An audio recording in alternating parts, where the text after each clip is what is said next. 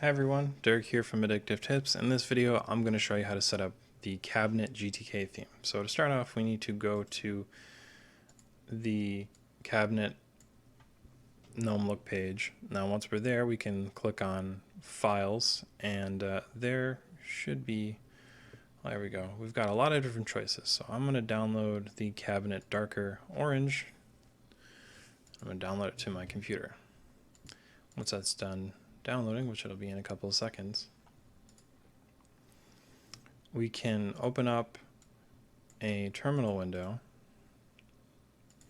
and we can extract the contents. So to start off, for Orange, I need to move into the download directory and I need to paste this command here from the article. But there are a lot of different choices, so please check out the link in the description for more information. You know, the article will go over how to extract each and every one of these. Once that's done extracting, we can take a look here and we see Cabinet Orange is right here. I've also got blue and green and all that. So from here we can do the installation, and now I'm going to be doing the single user installation. So I'm going to create the theme folder, and then I'm going to make sure that I'm in the downloads directory because sometimes people forget.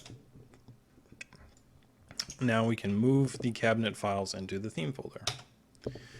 Now once Cabinet is installed, I can open up my appearance settings and I can look for Cabinet. Now Cabinet is right here, Cabinet Darker Orange. We have also got Cabinet Darker Blue, Cabinet Dark Green, and so on. So I think it's a really, really beautiful GTK theme. And if you look at the file browser, it looks really, really unique and really different. I imagine it will look different on different desktop environments, but this is just what it looks like in XFCE. For more information, like I said, check out the link in the description. Anyways, guys, I hope you enjoyed this video, and I will see you in the next one.